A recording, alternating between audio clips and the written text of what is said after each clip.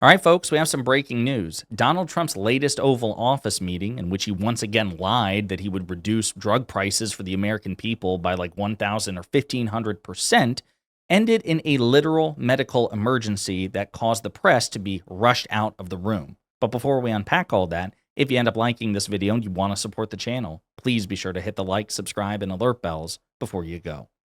All right, folks, we have several clips to play, starting with the medical emergency here. And creating high-value jobs. But today, we... Oh, are you okay? Gordon, you okay?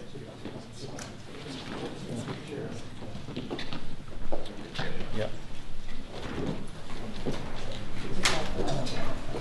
Press out. Press. We're going. Thank you, press. Press. Try to guys. Cameras. We're done rolling. Cameras. Thank you, guys. Camera even cuts off. One of Trump's speakers collapsed, had some sort of medical emergency. Newsmax weighed in, emphasizing that Trump himself was okay. Press. Try to guys. Cameras. We're done rolling. Cameras.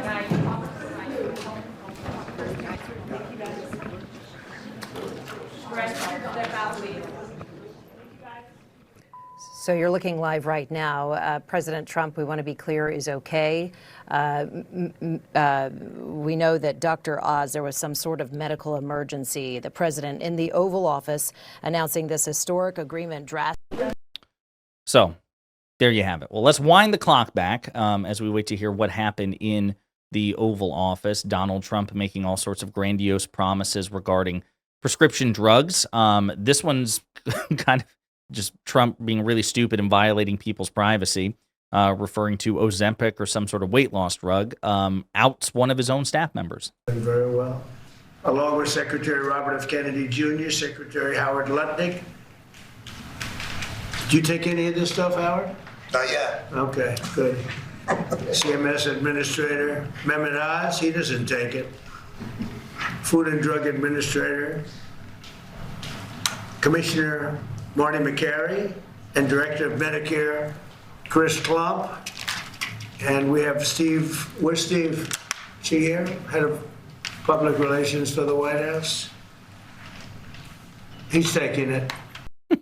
Just referring to Stephen Chung, who, by the way, of all the genuinely terrible people who work for Donald Trump, Stephen Chung is among the worst because he's Carolyn Levitt's boss. He's the White House Communications Director. Terrible guy. Go to his Twitter page. Read any comment that he offers to the press. He is combative. He is cruel. He is vicious. I mean, just mean in ways that even Levitt's not. Much meaner than Levitt, okay? And so consequently, because he is a monstrous piece of shit, I make fun of him unapologetically. And I call him Pearl from Blade, referring to data reference, one of the best vampire movies of all time based on the comic books. Wesley Snipes, there's a character in it called Pearl. He's a vampire. And I constantly refer to Stephen Chung as Pearl unapologetically. But Donald Trump appears to have effectively outed Pearl's medical situation. Like, he's on the weight loss drug. Really none of your business. And maybe Stephen Chung didn't want you to advertise that to the world. But I digress. Here's another clip in which, again, Trump makes his mathematically impossible promise of reducing drug prices to absurd amounts. Impossible amounts. Like, literally impossible amounts. But now we're cutting at 1,000%, 1,200%. Nobody's ever said anything like this. Nobody else could have done it, but I say that modestly. You say it modestly when you have no idea how math works. You can't cut drug prices by 1,000 or 1,200%. The best you can do is 100%, and then it's free. And anything beyond that, then the pharmaceutical companies would be paying people to take the drug that they're giving otherwise for free. Not possible. Here's another clip. And to sell these drugs to all consumers at deeply discounted prices via TrumpRx.com. When is TrumpRx.com opening? The site is open. It will launch in terms of giving people prices before the end of the year. Okay. Got to make sure it's successful. It's got my name on it. I don't want to be like so many others. I don't want to be like the train they're building in California. Okay, which has about a 15,000% cost overrun.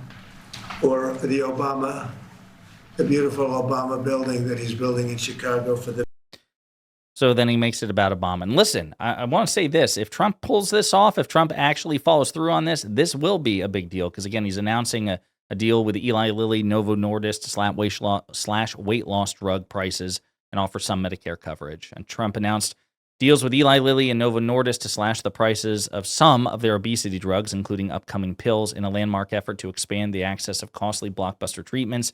The agreements will lower the prices of GLP-1 drugs on Medicare and Medicaid and offer the treatments directly to consumers at a discount on a website the Trump administration is launching in 2026 called TrumpRx.gov. And by the way, the first thing Democrats need to do if and when they get back into power is to rename that shit and name it like Obama RX or, Kamala RX, something to really trigger Trump and MAGA.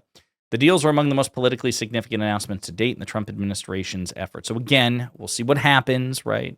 Trump talks a big game, but if he's able to deliver on this, that would be a big deal. And I have no problem admitting that whatsoever. So we'll see what happens.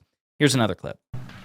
Or the beautiful Obama building that he's building in Chicago for the museum, which is now shuttered up and dead.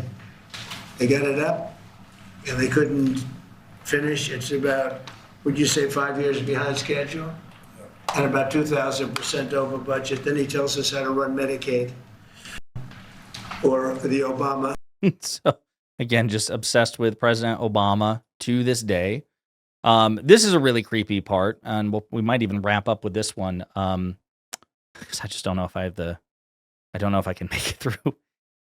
This is a really creepy comment made by Dr. Oz about people should get pregnant, which is fine, except the way he phrases it. What kind of babies people should have. Listen very carefully. European company, we've dropped in fertility drugs, so we'll make lots of Trump babies, I'm hoping by the midterms.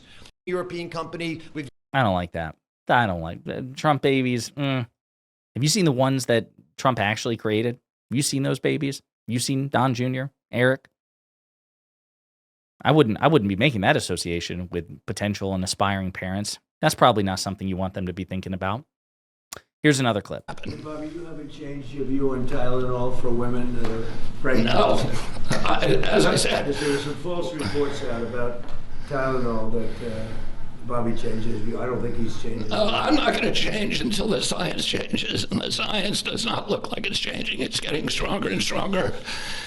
Every day, what we recommend is that pregnant mothers, talk to their physicians, that the mothers of small kids talk to their physicians, and we've advised the physicians to reduce the thresholds and to reduce the amount of Tylenol that they give to children as much as possible and only use it when it's absolutely critical.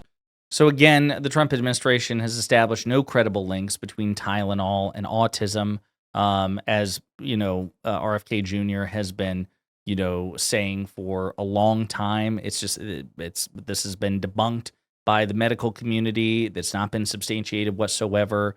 And this is why RFK Jr. is advising pregnant people to not take Tylenol. Now, obviously, you shouldn't abuse Tylenol. You shouldn't overuse Tylenol. You should use Tylenol as your physicians recommend. But again, this is just some sort of debunked medical conspiracy theory that RFK Jr. has run rampant with and has been permitted to under the Trump administration, which is why it was a terrible idea to put him in this position as the Health and Human Services Secretary to begin with. So there you have it, folks. Medical emergency in the Oval Office as Trump announces this deal, which, if it actually comes to fruition, is a good deal. We'll see what happens. I never take anything this man does at face value. In the meantime, let me know what you think in the comments.